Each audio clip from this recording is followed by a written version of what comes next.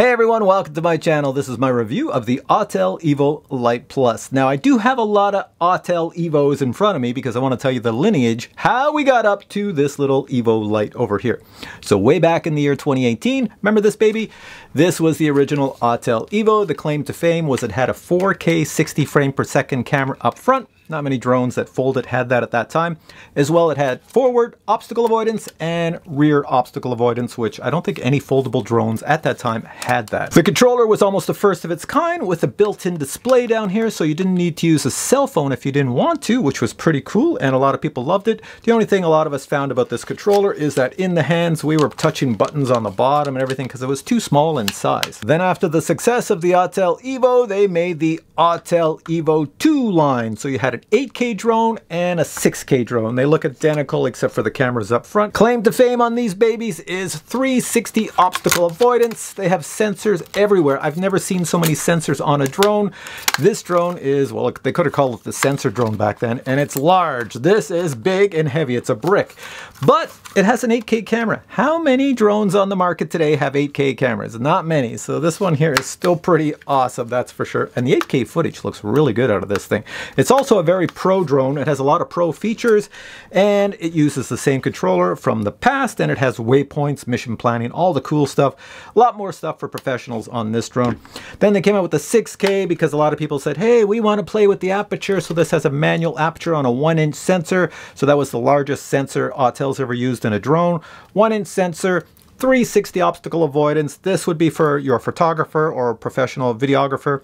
It is pretty professional for a drone, and it does come with the display in the controller right there. That's the year 2020. Now we jump up to the year 2022. I know these drones, the Nano and the Lite, were announced in 2021, but they're only released in 2022. So we're going to call it 2022. First ones that came to the market were the Nano. I have a full review of it. Links are below this video. Go check it out. The camera up front is almost as good as a camera with a 1-inch sensor. It is that good. Also, it has obstacle avoidance up front and in the rear. And for a controller, they took away this one because they said they want it more for entry level. So you get an entry level controller, but take a look at this controller.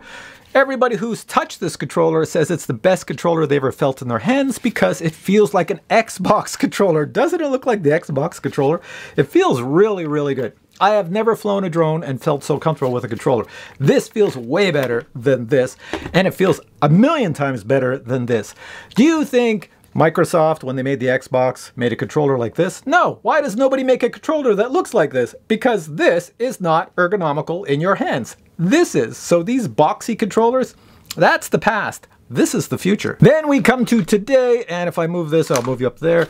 Then we come to today, and this is why we're here today. I'm going to review for you the Lite Plus. Now, it comes in two versions, just like the Nano. You have the Plus version, that's a plus, and you also have the same thing in a non-plus and a non-plus. The only difference with the two is the price and the camera. So you get a lesser camera when you buy the non-plus, and when you buy the Plus version, you get a better camera. So in this Plus version on the Lite, you get a 6K camera with a manual aperture. You don't get all the obstacle avoidance going around. You only get forward and reverse, just like this on the Nano. And you get the controller from the Nano, so you get like the Xbox controller. You don't get the one with the display in it.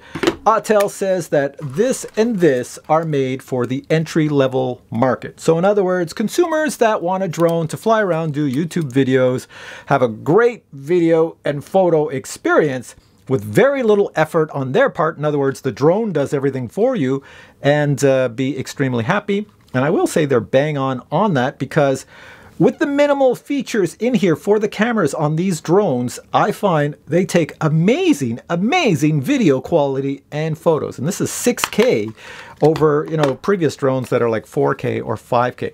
So with that, you're probably asking, is this better than its competition, which is the DJI Air 2S? And take a look at the size difference. I'll see if I can show you.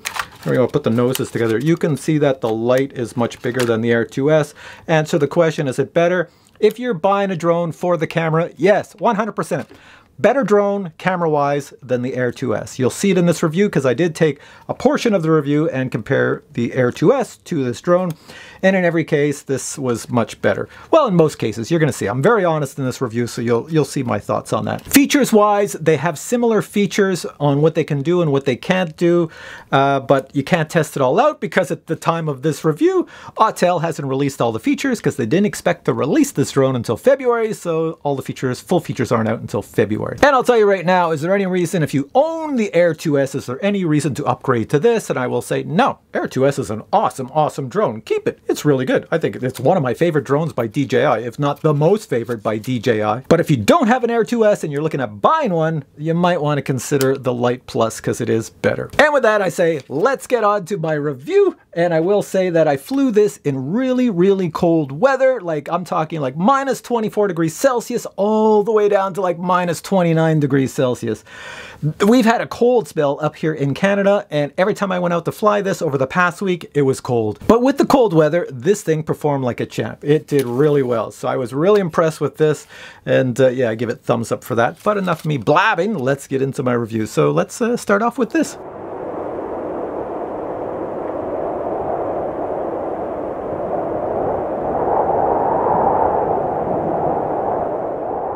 Hey everyone, welcome to the North Pole. Check out the temperatures right now. This is on my car display. It is really cold out here today. There's people out here ice fishing on a day like today, but they go inside their huts so they can warm up in there. They don't want to be out on the ice with the wind and everything blowing. I have the EVO Lite Plus and I'm going to take it out for a flight. It's not designed to fly in this weather, so I can only take it out for a few minutes at a time before the gimbal freezes up and all the electronics. So this will just be a few shots of flying around here. Here we go.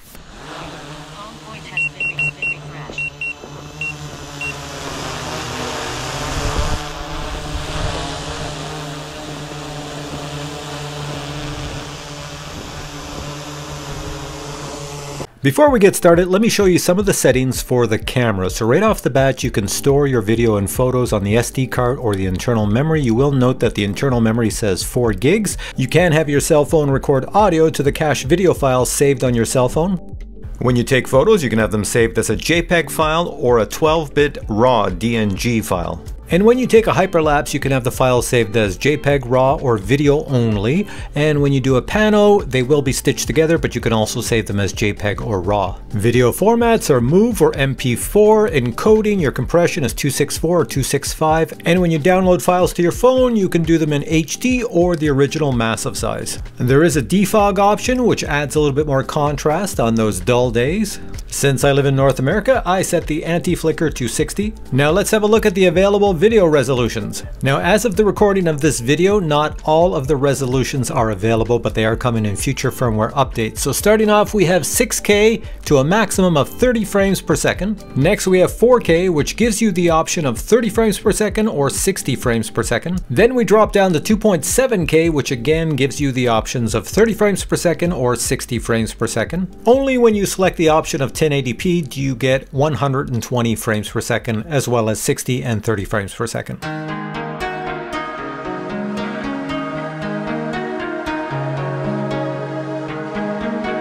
Here we are flying over the Ottawa River, which is totally frozen, and people are ice fishing on it. Please take note of the upper left. You can see I'm recording in 6K, and the reason I record in 6K is because I can crop in on the image and not lose any resolution. So when you watch the top left, you will see me crop in every now and then. Check it out.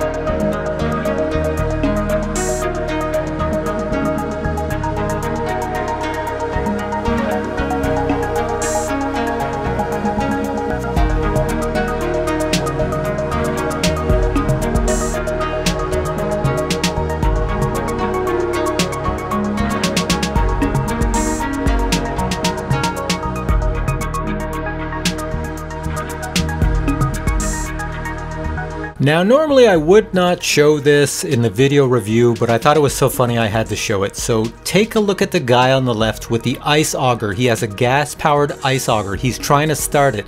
I've cropped in so you can see him nice and close. His partner notices me up top as I'm flying over.